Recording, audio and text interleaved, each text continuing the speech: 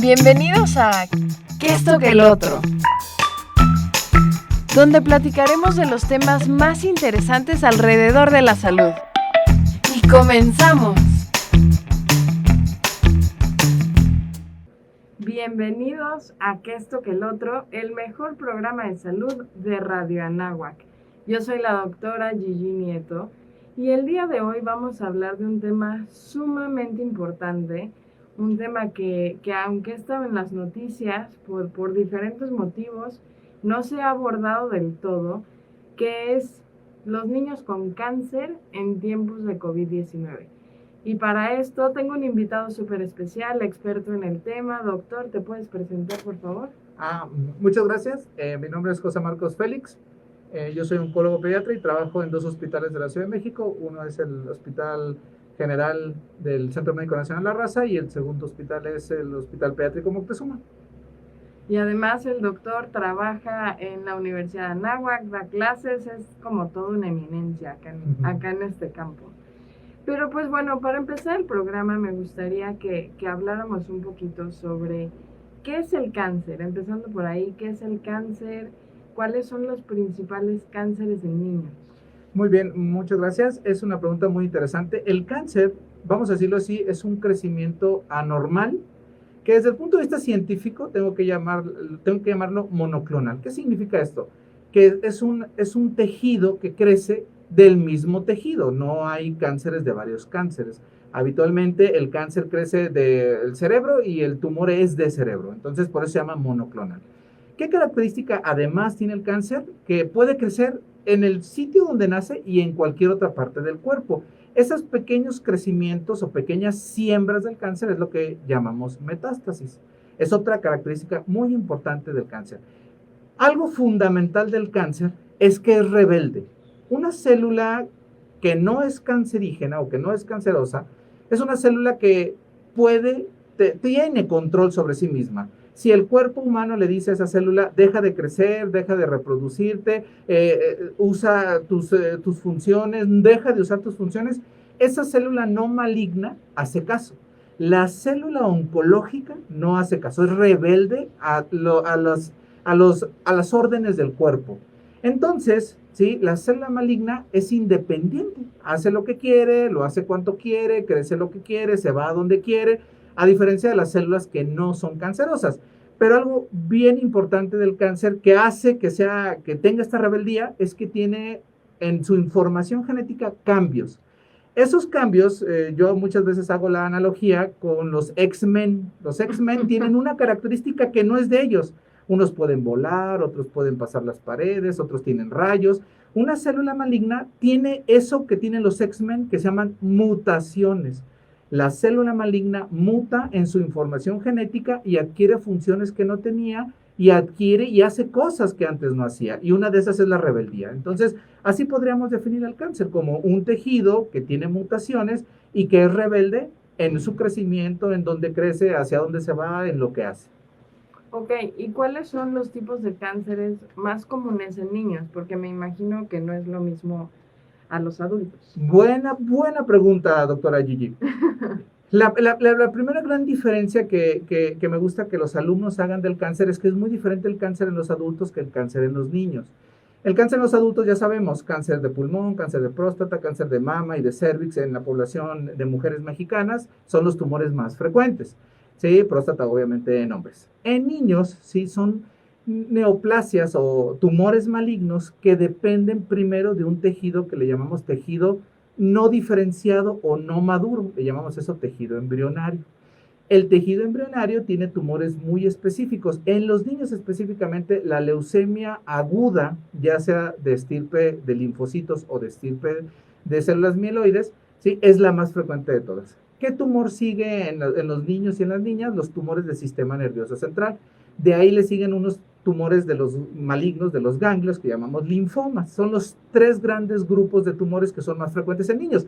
Si vemos en los adultos, estos 3 grandes grupos de tumores no son, al contrario, son los más raros. O sea, en un adulto, aunque sí hay adultos con leucemia, sí hay adultos con linfoma, por supuesto, y adultos con tumores de cerebro, son menos frecuentes que los otros que habíamos dicho, pulmón, colon, próstata, mama, cervix. Y en los niños sí, tendríamos que decir que son esos los más comunes. También hay otros, tumores de los huesos, que se llama osteosarcoma, tumores de los músculos, que se llama rhabdomyosarcoma, tumores del riñón, que se llama tumor de Wilms. Esos son muy frecuentes en niños, pero menos que los 3 primeros que dijimos: leucemias en la sangre, tumores de cerebro o sistema nervioso central y tumores de los ganglios o linfomas. Yo creo que una pregunta muy común que se hace la gente en general cuando recibe su hijo, en este caso, un diagnóstico así, es ¿por qué? En el sentido de cuáles son las causas que provocan este cáncer. Bien, a diferencia de los adultos, que habitualmente puede haber una causa, por ejemplo, cáncer de cervix por BPH, cáncer de pulmón por haber fumado, en los niños se considera multifactorial, o sea, no hay una causa específica. Estas mutaciones que en los adultos pueden tener una causa, en los niños difícilmente la encontramos. Pueden ser que estuvo expuesto a un virus, puede ser que adquirió algo de radiación de alguna fuente no conocida, incluso en algunos contextos, sí, el tener agua contaminada, el estar expuesto a ciertos carcinógenos, puede llegar a tener, pero no tenemos uno específico. Desde cromo, desde algunos otros elementos como la radiación ultravioleta, etcétera, pueden generar un cáncer. En los niños es mucho más difícil encontrar la causa que en los adultos. Son mutaciones que podemos denominar de novo o al azar. En realidad no sabemos por qué. Sabemos que mutaron las células porque para que exista un cáncer debe de existir este cambio, esta mutación, pero es difícil encontrar la causa. No hay una causa y los papás siempre tienen esta preocupación, pero es una gran pregunta. ¿Qué dejé de hacer? ¿Por qué? No, señora, pues desafortunadamente si supiéramos de dónde nace un cáncer en un niño, se los diríamos para que no lo expusieran a ese cáncer, pero en realidad, pues la idea es que ya tenemos el tumor, hay que tratarlo. Más que invertir tiempo en buscar la causa, hay que invertir tiempo y esfuerzo en intentar curarlo. Ok, y esa, o sea, ¿sí existen tratamientos entonces? Tratamientos, absolutamente. Los tratamientos más antiguos para el cáncer son los quirúrgicos. O sea, hace mucho tiempo, algunos tumores que crecían en el brazo, en la pierna, extirpaban, amputaban la extremidad y los pacientes se curaban. Entonces, el tratamiento más antiguo conocido para el cáncer es la cirugía. Y estamos hablando de cientos de años. Eso no es nuevo. ¿Qué sí es nuevo? Lo que es nuevo es lo que llamamos oncología moderna, donde algunos adelantos científicos en el tratamiento, como lo es la quimioterapia y la radioterapia y la terapia blanco, dieron un vuelco a los pacientes que, además de la cirugía, los medicamentos y las radiaciones les ayudaban. Entonces, esa oncología moderna, pues nos ha permitido curar más pacientes. Pero de entrada hay que decir que el cáncer se cura, que existen tratamientos, de qué depende que se cure, el tipo de tumor, el tipo de paciente, qué otras enfermedades tiene, qué tan temprano, qué tan tardíamente se detecta, qué tan agresivo es el tumor, porque la agresividad nos dice si el paciente tiene mayores o menores posibilidades de curarse.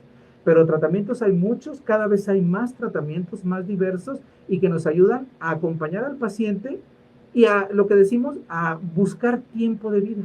A veces el tratamiento, cirugía, quimioterapia, radioterapia, alcanzan para el tiempo de una vida completa.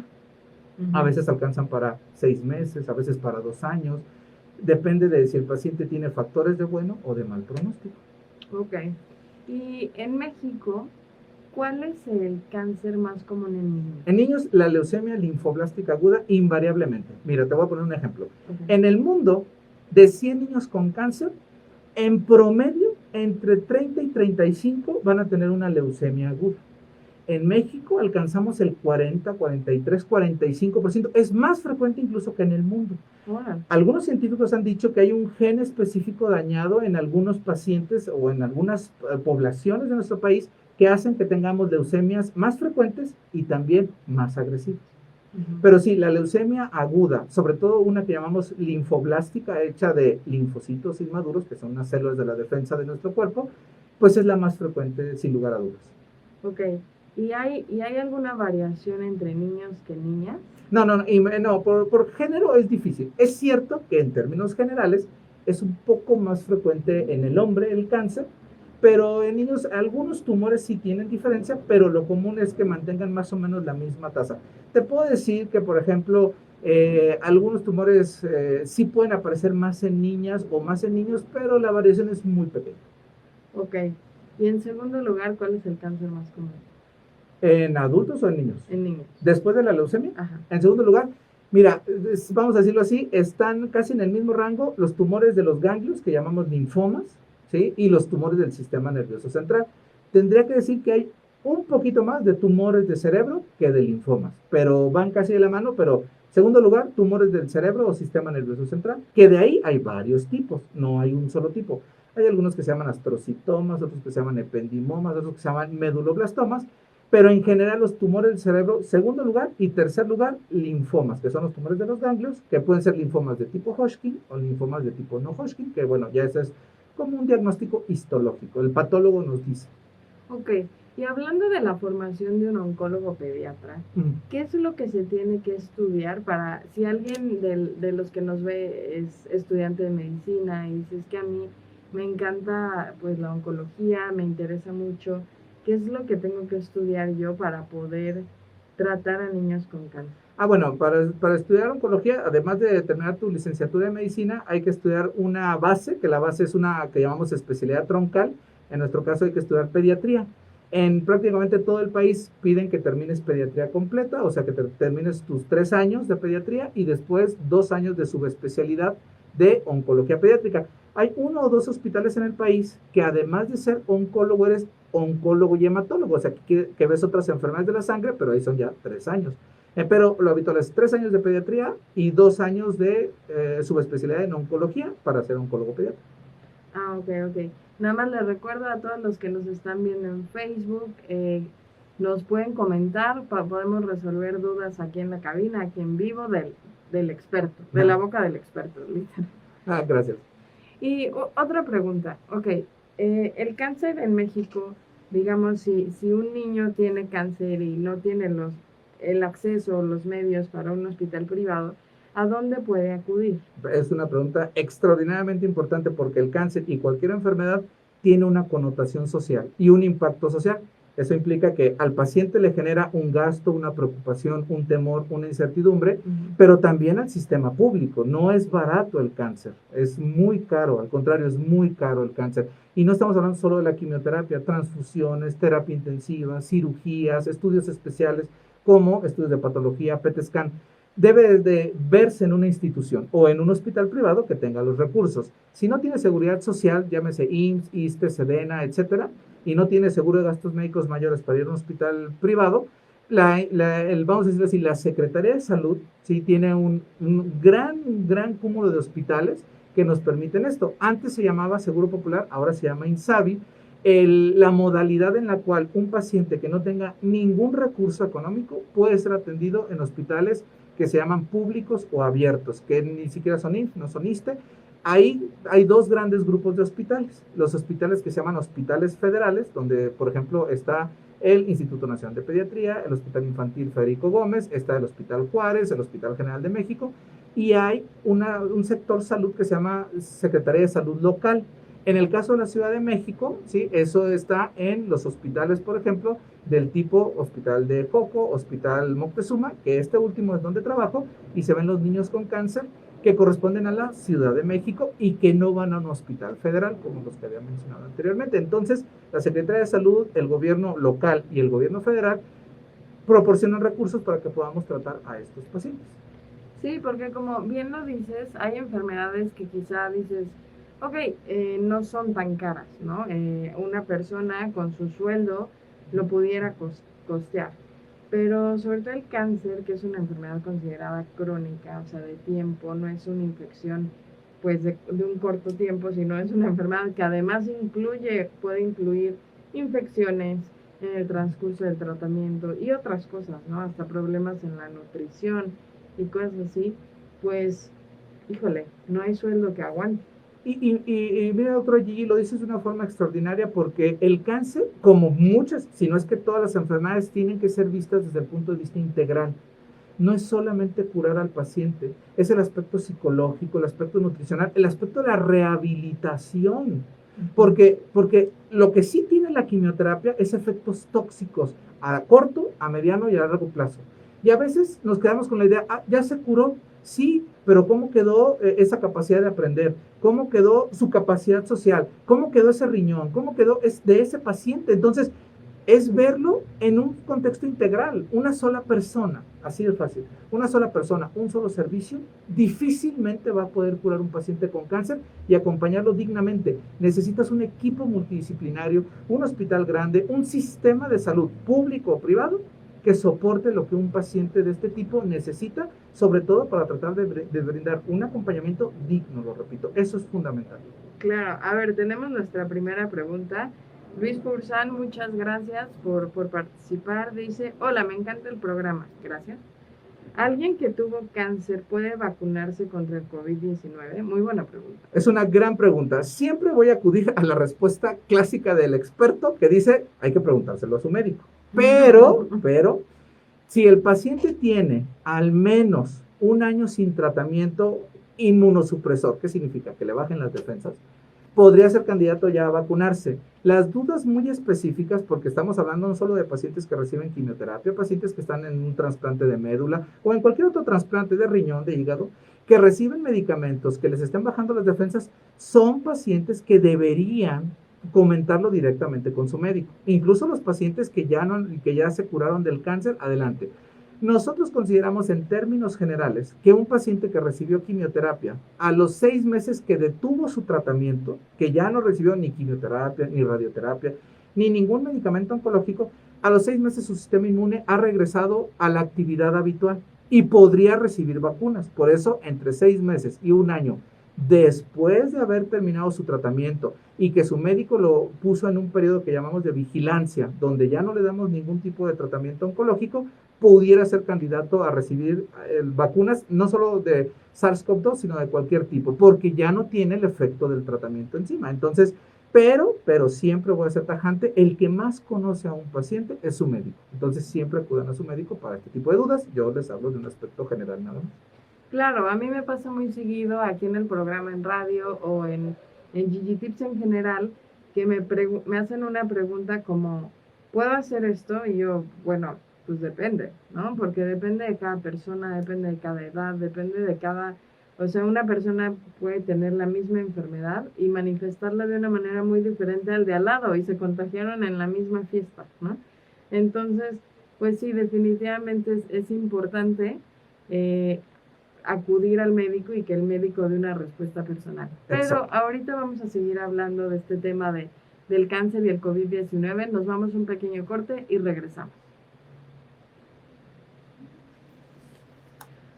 Oh, ya, el iniciacito va. Te paso la liga. Seguimos en vivo, pero te paso la liga del programa a WhatsApp para que si la quieres compartir. Va, me parece.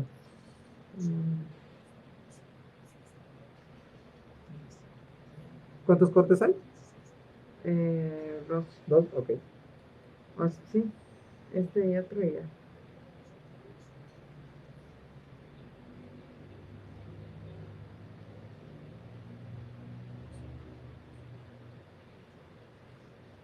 Ahí está. Perfecto. O sea, lo puedes poner en tu Facebook, en tus redes, o en pues, donde quieras. O compartirlo por WhatsApp. Gracias.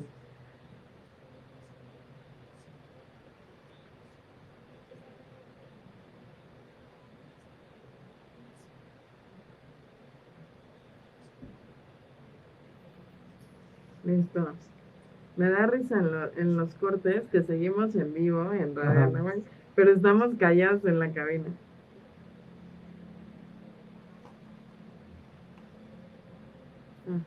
Pensé que ya habíamos empezado. ¿No? No. Ay.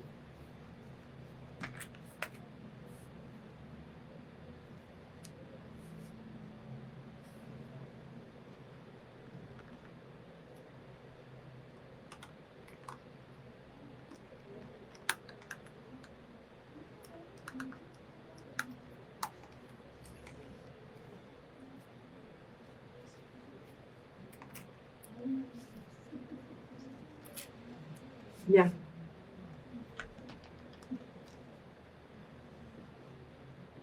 Bienvenidos de regreso a Que Esto Que el Otro. Yo soy la doctora Gigi Nieto Y el día de hoy estamos con nuestro invitado especial, el doctor Marcos Félix, hablando del cáncer en niños en tiempos de COVID-19. Nos hicieron una super pregunta de si las personas con cáncer pueden vacunarse. Y pues la respuesta ya la dio, pero depende de cada caso. Algo muy importante es que, miren, como la pandemia se dio, se han descubierto cosas en el camino. Claro. Hemos visto cosas impresionantes como una vacuna antes del año de que la pandemia se hizo pandemia, y esos son avances muy importantes. Ahorita se están haciendo estudios, en Estados Unidos ya se comprobó que pacientes hasta 16 años, menores de 16 años, en algunas enfermedades donde el sistema inmune está comprometido también se puede, pero ¿sí? Cada caso es diferente. Difícilmente ahorita, por ejemplo, podríamos decir si un paciente con cáncer, si es niño o niña, se puede vacunar en este momento. No hay evidencia, estudios que nos digan que sí se puede o no.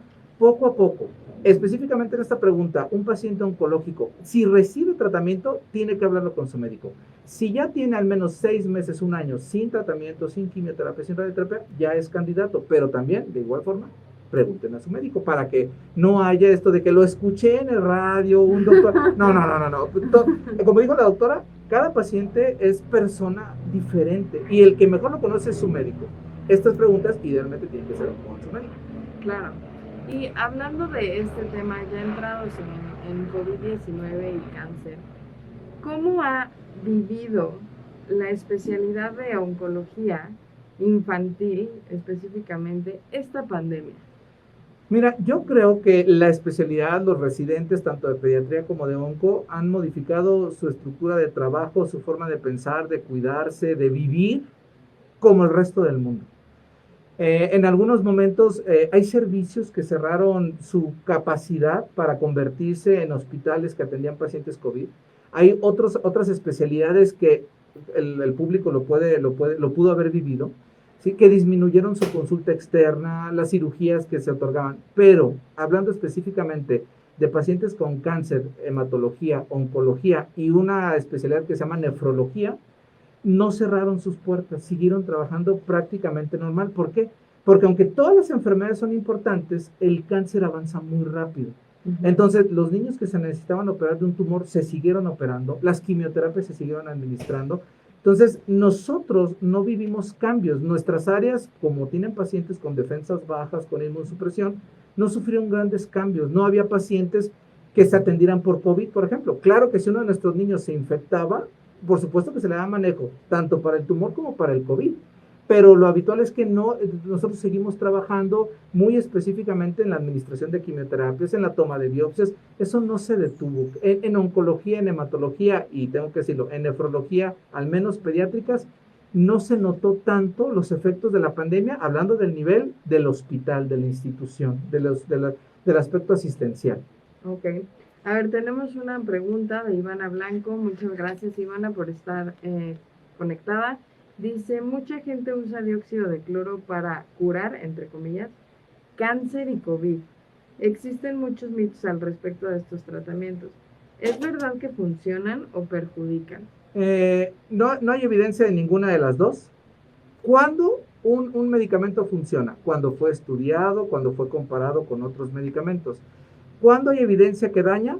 Por el mismo camino. Lo que sí es un daño es cambiar un tratamiento comprobado, como puede ser la quimioterapia, la cirugía, la radioterapia, por algo que no está comprobado. Ahí sí hay un daño severo al diagnóstico, al manejo y a la posibilidad de curar a un paciente. Entonces, si nosotros cambiamos lo seguro que ya tenemos por la ciencia, por la experiencia, por los libros, por los artículos, por algo que no tiene comprobación, que además incluso sí hay artículos que dicen que el dióxido de cloro no sirve prácticamente para nada, entonces sí estamos dejando lo más por lo menos, lo seguro por lo no probado, y ahí sí hay un daño. La sugerencia es no utilizar, no solo esta terapia, no utilizar terapias no probadas.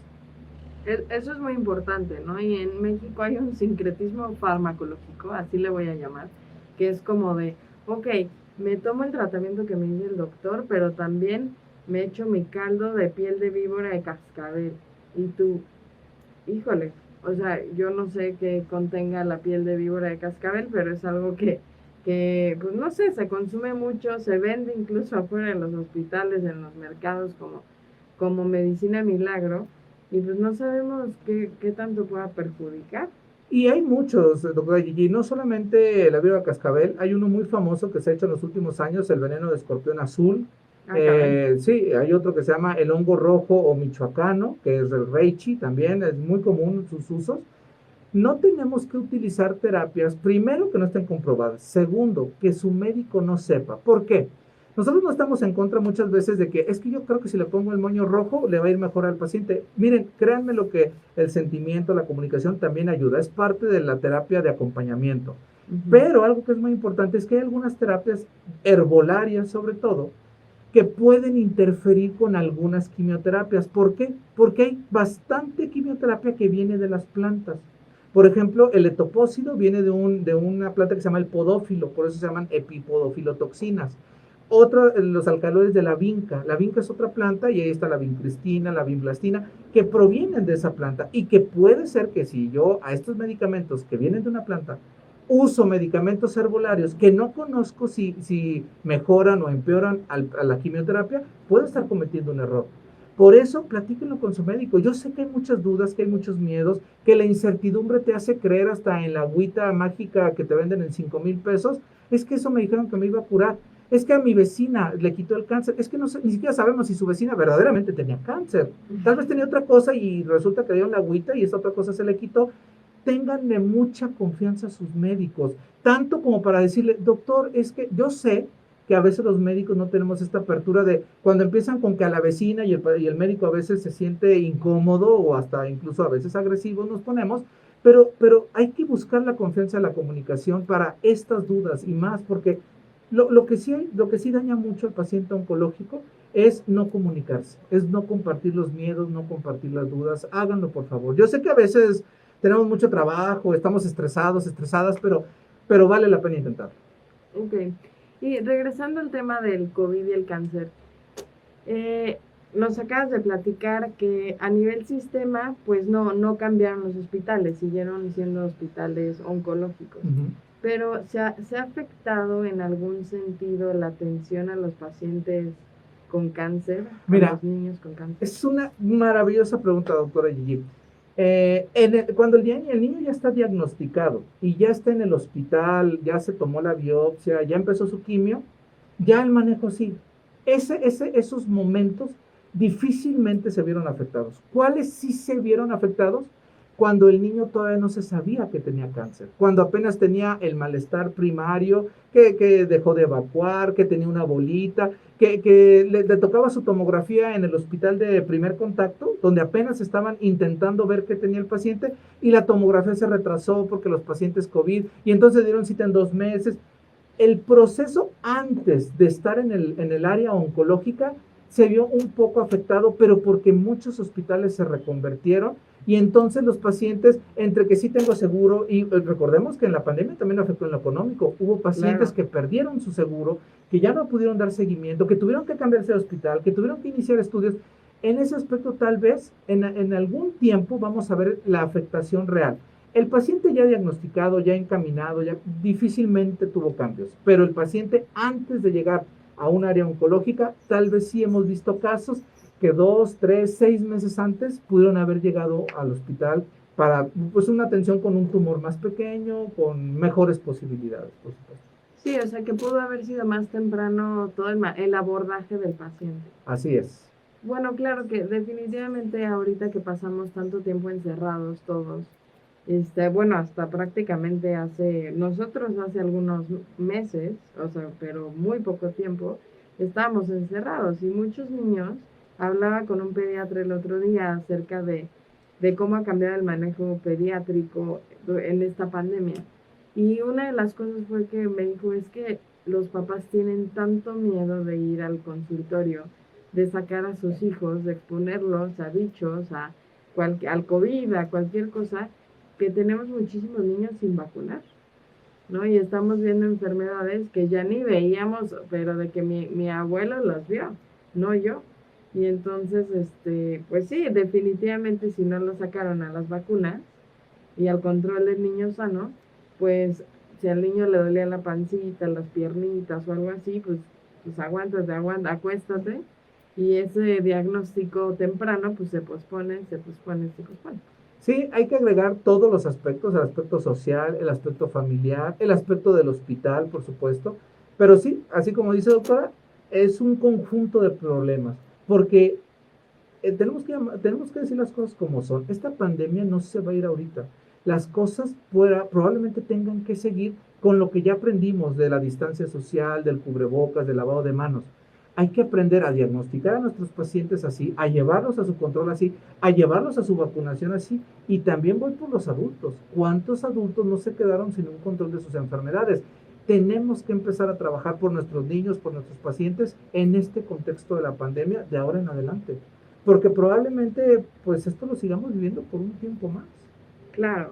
Y al final, bueno, no, seguro que te preguntan ¿y cuánto tiempo más va a durar la pandemia?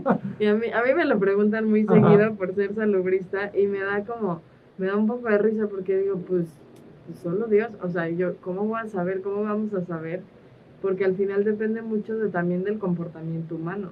No es algo que depende nada más de, ok, pues la proyección, cómo se comportan las curvas, pero también cómo se comporta el ser humano, la vacunación, cuántas vacunas lleguen, que sí lleguen a tiempo, que hagamos inmunidad de rebaño, muchísimos factores que digo, pues es que no sé, no sabemos. Pues yo creo que tiene dos grandes factores, doctor, así como usted lo dice. La primera es el mismo virus, cuántas veces va a variar, cómo nos va a seguir afectando. Y la segunda es la sociedad, es la humanidad. Es si nos cuidamos los unos a los otros, si nos estamos vacunando. Influenza tal vez ya no es una enfermedad pandémica, pero se quedó. Claro. Ya nos vacunamos cada año, ya nos cuidamos de la influenza.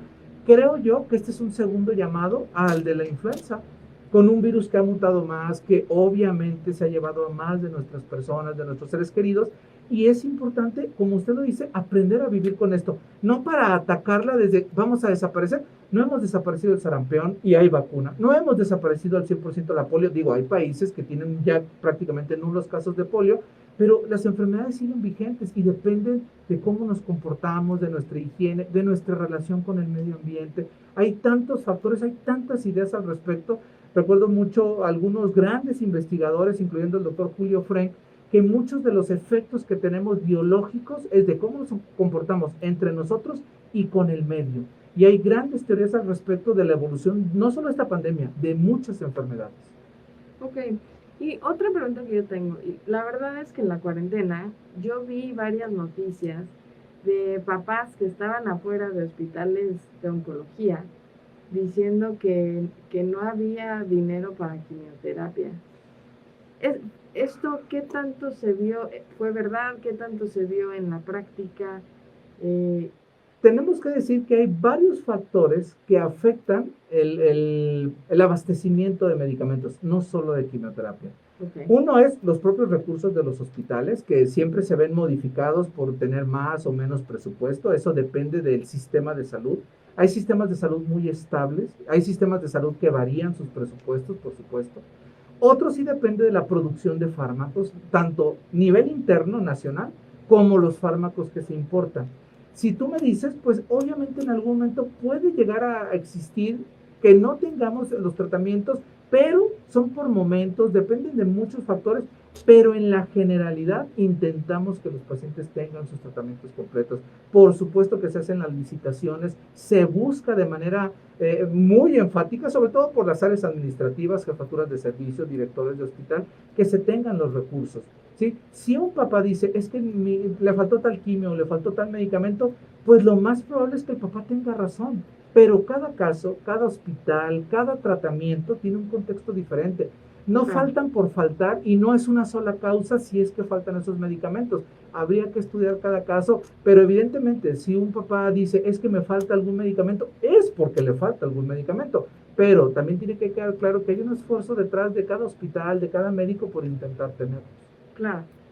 A ver, aquí dice Lisette García, el mejor oncólogo pediatra del mundo. Gracias, José Marcos Félix, por ser un acompañante entrañable en todas las dificultades que viven las familias en el camino del cáncer. Qué bonito comentario, muchas gracias. Y a ver, acá tenemos uno de Germán. Dice, saludos doctores, suspender la quimioterapia puede ayudar a fortalecer el sistema inmune de los pacientes oncológicos pediátricos. ¿Por cuánto tiempo sería seguro si es que lo es? Es una gran pregunta. Vuelvo primero al contexto personal de cada paciente. El que mejor contesta esa pregunta es el médico que está tratando al paciente. Suspender una quimioterapia obviamente te eleva el sistema inmune porque tienes menos efecto del tratamiento, pero se corre el riesgo de que si el tumor no está controlado, pues no se pueda controlar de todos modos, o si está controlado, caiga en descontrol. Vamos a llamarlo así, en medicina llamamos eso riesgo-beneficio. ¿Sí? Uh-huh. ¿Cómo lo tomas? ¿Sí? Vamos a regresar a la base. El paciente tiene un manejo para un cáncer que tenemos que controlar, que tenemos que curar. Suspender el tratamiento, disminuirlo, puede tener efectos, por supuesto. Si ese paciente tiene una infección grave, no solo estoy hablando de COVID, estoy hablando de cualquier bacteria, de cualquier hongo, pues evidentemente hay que intentar controlar la infección primero. No puede seguirle dando tratamiento porque la infección podría entonces ponerse peor. Entonces es una balanza. ¿Cuánto puedo quitar del tratamiento? De acuerdo a que si ya se recuperó, pero luego reiniciar el tratamiento. Ahora, si tú me dices, voy a suspender el tratamiento porque tiene riesgo de infectarse, pues no sería tan válido porque lo importante también es curar el cáncer y eso es fundamental. Por eso, repito, cada médico conoce a sus pacientes. Yo puedo hablar de un panorama general de si tiene o no riesgo, de si tiene o no infección y dar mi opinión. Pero el que conoce mejor el caso y que puede decir, le puedo quitar tanto tiempo el tratamiento porque estoy bajo este beneficio, adelante. Pero le tendría que regresar el tratamiento en tal momento, ya que se curó de la infección, de COVID o de cualquier infección, también es el médico tratante. No es tan adecuado que les dé una respuesta general para esto. Cada paciente, cada niño, cada niña con cada cáncer es diferente. No es lo mismo estar en riesgo de COVID que tener COVID. Si tienes COVID o sepsis o cualquier infección grave, tal vez sí tienes que detener toda la quimioterapia. Claro. Hasta que se recupere y vuelves a iniciar. Sí. Pero repito, depende de cada tipo de tumor, depende de cada niño, depende de cada niño.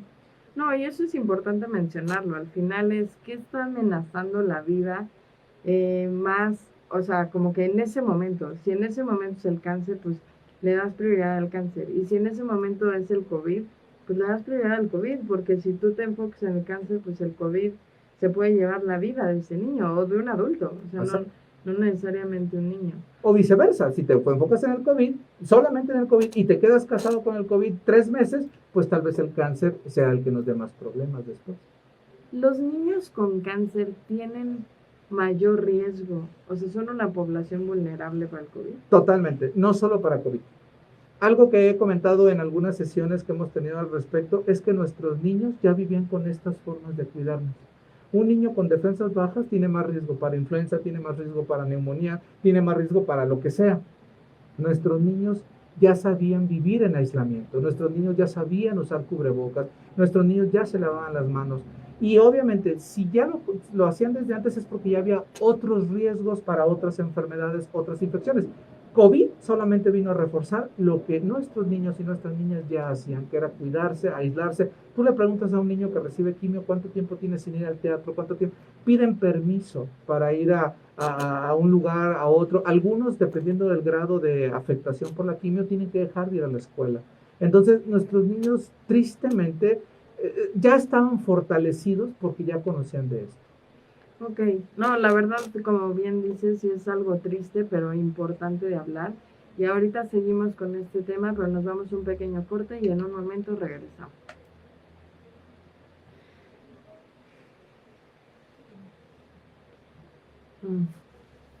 Te iba a decir que te hagas un poquito para acá, porque te cortas. Pero, ¿y lo dejo aquí?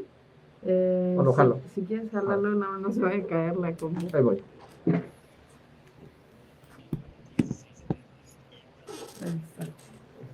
Ahí está. Luego os voy a cargar porque se me olvidó conectar.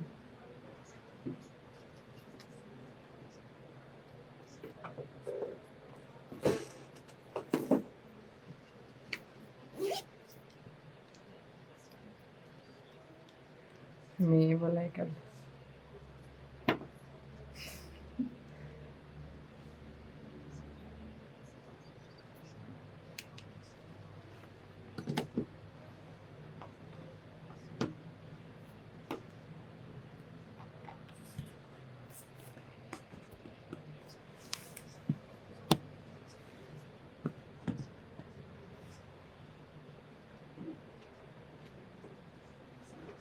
Listo.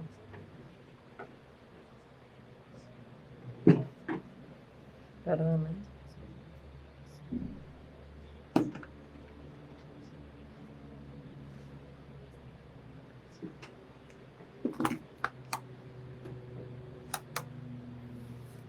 Ahí está. ¿Listo? ¿Compartiste la liga? Sí, ya. Ah, súper bien. Sí, Licia es la presidenta de una fundación. Ah, ok. Pregúntame de fundación. Ah, ok. Estamos en vivo, pero está bien. Ahora la pregunta de fundación. Sí, porque hay que hablar de ellas también. No, ¿Cómo sí, les sí, ha no, afectado? no. ¿Qué les ha afectado? Sí, les ha afectado en el aspecto de cómo comparten con los niños. No, sí, ahorita. Y ya acaba. O sea, después, es rapidísimo, ¿no? Sí. Y es 1 hora. O sea, como que yo a veces digo, ¿ya va?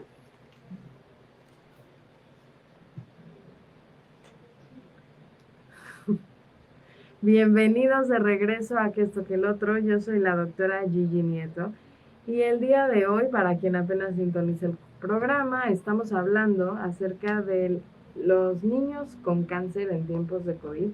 Y el doctor Marcos Félix, quien es nuestro invitado especial el día de hoy, nos ha platicado acerca de las diferentes maneras en las que los niños se han visto afectados, pero que realmente, pues para ellos no fue tanto el cambio, ya que están acostumbrados a más medidas de higiene, a usar cubrebocas, que son una población pues vulnerable a este virus y a muchos otros que no solamente son virus, sino virus, bacterias, hongos, parásitos. Es una población vulnerable. Sí, doctora, y además es una población que ya tenía mucha experiencia cuidándose. Creo yo que todo lo que hemos vivido a través de nuestros niños y niñas cuando se cuidan, cuando te piden un permiso, ahora nos toca a nosotros empáticamente vivirlo.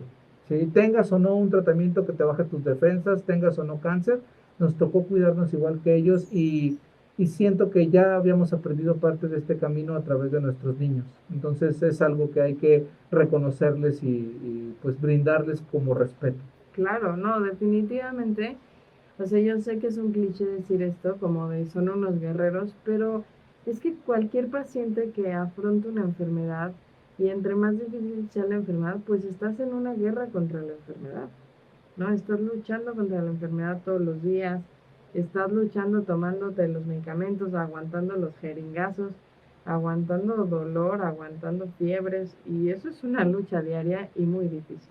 Sí, sí, y por eso siento que el acompañamiento, la conciencia de estar ahí con ellos es lo que nos tendría que hacer más empáticos, más vivos, más abiertos a nuestros pacientes, no solo niños y niñas con cáncer, a cualquier paciente.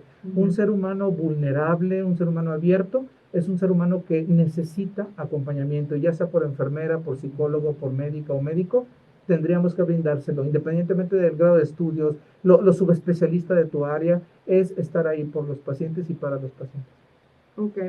Tenemos una pregunta de la doctora Laura Cruz. Muchas gracias, doctora, por sintonizar el programa. Dice, ¿qué hay sobre la vacunación en niños y sobre todo en niños con cáncer? Pues protocolos aún no tenemos todavía luz verde, ni siquiera para menores de 18 años en nuestro país, tienen que aceptarse lo que ya está avanzado en otros países, pero todavía no hay nada específico, esperemos que pronto para poderlos proteger, pero mientras los cuidados generales, lo que ya conocemos del virus, pero que haya datos avanzados todavía no, por lo menos no lo hemos comentado dentro del círculo de médicos que acompañamos a estos pacientes. Y sobre el resto de vacunas, sobre el esquema de vacunación tradicional. Habitualmente no se aplican en nuestros niños, sobre todo virus vivos atenuados. ¿Por qué? Por la posibilidad de que la inmunosupresión les provoque la misma enfermedad. Entonces, lo habitual es que retomen esquemas de vacunación con esta periodicidad que les comentaba hace un ratito, al menos 6 meses después de haber dejado todo manejo oncológico, que el sistema inmune prácticamente regresa a niveles al menos cuantificables normales, y ahí a partir de 6 meses, un año, un paciente puede retomar las vacunas que por la edad le correspondan, pero antes de eso es muy difícil. Ok. Cuando estábamos fuera del aire, me mencionaste acerca de las fundaciones. De las fundaciones, para niños con cáncer o que apoyan de alguna manera a niños con cáncer. ¿Qué ha pasado con estas fundaciones en esta época de COVID? Mira, yo tengo que reconocer que mucho del trabajo que hace, y puedo hablar de lo técnico, pero voy a hablar de lo humano, no fuera posible sin ellas. O sea, una fundación, y por eso te comentaba, pregúntame de fundaciones, necesitamos reconocer que el trabajo de una fundación, lejos, porque hay muchas fundaciones que apoyan con insumos desde farmacológicos, insumos como catéteres puerto, estudios especiales, las fundaciones son un brazo muy importante para hospitales con menos recursos, ¿sí? Pero lejos de eso, el acompañamiento humano. Ahora, la fundación en general, y hablo por fundaciones que conozco como ASAC, como Vuela, como México Sonríe, ¿sí? Estas fundaciones nos ayudan mucho con lo que a veces el médico o la médica no hacemos, que es tocar a ese ser humano, hacer sonreír a ese ser humano. Digo, el pediatra a veces sí lo hacemos, porque somos ñoños y esas cosas, pero la fundación a veces nos ayuda con esto que a veces el médico o la médica no hacemos, que es abrir el alma, hacer sonreír el alma, aunque el cuerpo no esté tan bien, no esté invadido del tumor o simplemente el acompañamiento humano.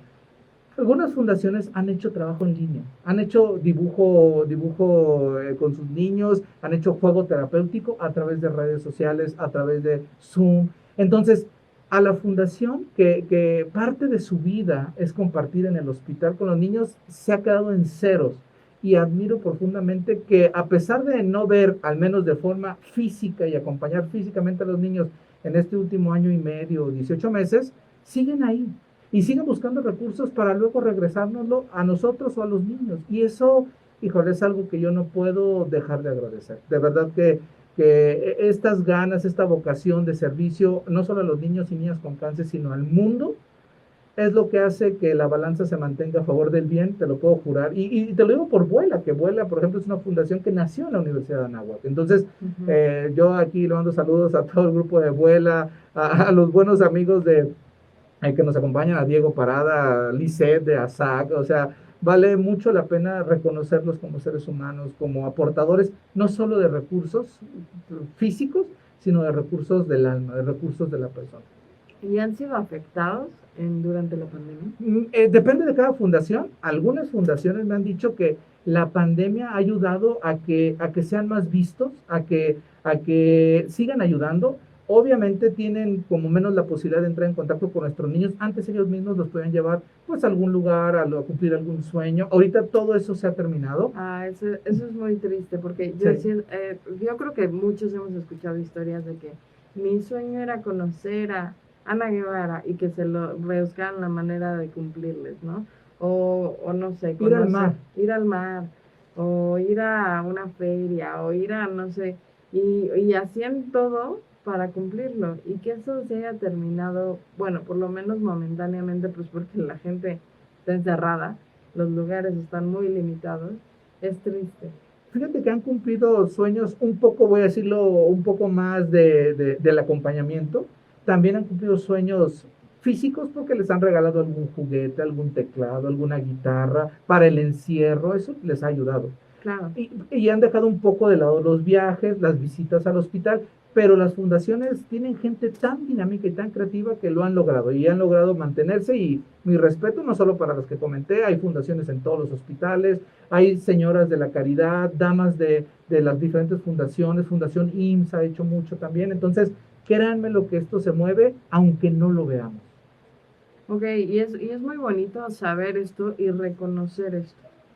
Yo sí, yo siempre voy a decir, si pueden apoyar una fundación, apóyenlas, porque yo soy testigo de que están ahí y de que han seguido ayudando, de la entrega, del amor. Y eso, mira, se agradece lo físico, lo material, pero lo del alma, habemos muchos médicos incapacitados para lograr empatizar, voy a decirlo así, con el paciente, y entonces ellos suplen muchas de nuestras carencias como personal en este aspecto de lo humano y lo espiritual.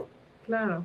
Algo que has mencionado durante todo el programa es acerca de este acompañamiento emocional, de la necesidad de una atención por diferentes áreas, ¿no? No solo por los médicos, sino quizá por también la parte de nutrición, la parte emocional, la parte de la salud mental. Y mi pregunta va hacia, En cuanto a estos tiempos de COVID, todo lo que son los cuidados paliativos, todo lo que son el cuidado de la salud mental, ¿se ha podido dar este servicio a los pacientes? Sí, sí se ha podido dar, pero desde el punto de vista del acompañamiento. No solamente en áreas de oncología y hematología, también estoy hablando de áreas COVID, nos hemos tenido que adaptar. Hemos tenido que movilizar nuestras emociones, nuestras intenciones, nuestros esfuerzos para intentar dar acompañamiento. Sí se ha logrado, es más difícil porque ahora más gente lo ha necesitado. Claro. Nosotros sabemos que en un área hemato-oncológica, en un área de terapia intensiva, el riesgo de fallecer es altísimo, pero en esta pandemia prácticamente cada pabellón de adultos podía ser un área COVID donde había defunciones diario o sigue habiendo defunciones diario. Los cuidados paliativos se han cambiado. He visto esfuerzos de algunos sacerdotes de entrar a área COVID, de arriesgarse a entrar a área COVID para dar un acompañamiento digno, unas últimas palabras, alguien te está tomando de la mano, porque a veces hay tanto trabajo, ¿sí? O a veces los casos son tan complejos que lo último y lo único que queda es tomarle la mano a alguien. Claro. Siento que esta pandemia nos tiene que hacer cambiar la percepción de la empatía, la percepción del amor por el paciente, por la humanidad y la percepción de esto, de las despedidas, de las formas de agradecer, de mi amor, te veo mañana. Pues tal vez ya no es tan fácil. ¿Cuántos familiares, cuántas personas sabemos que entraron a área COVID y nunca volvieron a saber de su paciente, de su familiar, hasta que les entregaron el cadáver o las cenizas? Esto de los cuidados paliativos, esto del acompañamiento en línea, tiene que cambiar. Antes, y tú lo sabes como médica, como doctora, esto de la consulta por WhatsApp, esto de la charla por Zoom o algunas cápsulas por Facebook, no, ¿cómo crees? Es hasta antiético. Sí, Se ha modificado. Sí, claro, y ahora es de, ok, atiendo por Zoom, nada más, ¿no? A veces inclusive. Y hay gente que acompaña hasta el final del camino, hasta la muerte, por Zoom, por celular, por WhatsApp, y eso es tan digno y te permite hacer más cosas. Sí, porque antes ni siquiera se tenía esta herramienta. O sea, antes era como, pues bueno, ni modo, ¿no? Es lo que hay, pero ahora que ya tenemos estas herramientas tecnológicas, inclusive ciertas plataformas de comunicación, pues ayudan, ¿no? O sea, de que por lo menos, aunque no puedas estar ahí de manera física y tocar a tu papá, a tu mamá, a tu hermano, a tu hijo, los puedes ver, puedes hablar con ellos y eso da paz. Y sobre todo en momentos de tanto estrés y tan tristes que estamos viviendo en todo el mundo, no solo en México. No solo los niños, no solo los niños con cáncer, sino también adultos, viejitos. Todo el mundo lo estamos viviendo, unos más cerca, otros más lejos, pero al final nos ha afectado a todos y definitivamente la parte emocional que mencionas es muy importante. Para el médico y el personal y para los pacientes, porque ahora nos hemos afectado de ambos lados y es importante también desahogarlo.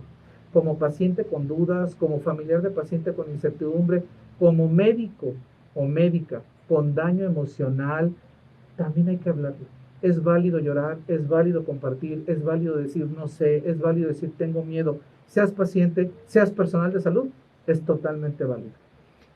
Hace poquito estaba teniendo una sesión igual aquí de Radio Anáhuac con un neumólogo que estaba comentando de la importancia de la salud mental de los pacientes, de cómo el COVID ha afectado y ha provocado mayor ansiedad, depresión en los pacientes y en los familiares, en todo el mundo, por este miedo a lo desconocido, ¿no? Entonces, en esta parte de la salud mental del personal de salud en estos tiempos de COVID, ¿cuál es como tu visión al respecto, tus comentarios al respecto? No, esa es una gran pregunta, doctora Nieto. Hemos estado platicando incluso con médicos como el doctor Jesús Vázquez, que está ahorita al frente de la Sociedad Mexicana. Él fue el que entrevisté. Así es, y estamos haciendo trabajos para hacer talleres de desarrollo de empatía clínica, que es un concepto que en la universidad, en la facultad lo trabajamos bastante, pero ahora compartirlo a todo el personal.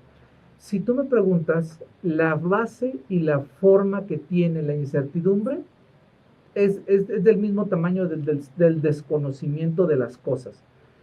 La muerte da miedo. Pues sí, porque no sabemos qué sigue, porque nos da miedo, es como entrar a un cuarto oscuro. Lo vamos a tener que pasar. Lo importante es cómo nos preparamos para llegar a ese camino. Dejar de hablar de la muerte, dejar de hablar de la despedida no es la solución. Al contrario, esto nos tiene que capacitar no solamente en sentir más a nuestros pacientes, en sentirnos a nosotros mismos, porque no es que no vayamos a enfrentar muerte de nosotros, de nuestros familiares, de nuestros amigos, es cómo la vamos a enfrentar. Hay unos conceptos muy profundos de pedagogía de la muerte, no vamos a hablar de muerte en la comida, pero vamos a hablar de la estructura de la muerte, del acompañamiento de la muerte. La muerte va a seguir siendo la misma. Lo importante son los segundos, los minutos, los momentos antes de llegar a ese cambio de camino. Y tanto el paciente como el médico debemos estar preparados para poder hablar de ello. A veces pareciera que en medicina hablar de muerte es hablar de que no te fue bien con tu paciente, de que se murió porque algo no hiciste bien. Hablar de muerte a veces es importante porque no todos los pacientes van a vivir para siempre. El cáncer nos ha enseñado a tener humildad ante lo que no se puede curar. Claro. ¿Cuáles son los mitos principales que en tu práctica has visto que los pacientes, bueno, en tu caso como son niños o los papás de los pacientes, tienen alrededor del cáncer y el COVID? Yo creo que tiene que ver mucho primero con la protección, ¿sí? Lo segundo, y que me ha tocado muchísimo increíblemente, es vacunar. No a los pacientes con cáncer, a los niños y niñas con cáncer, los familiares.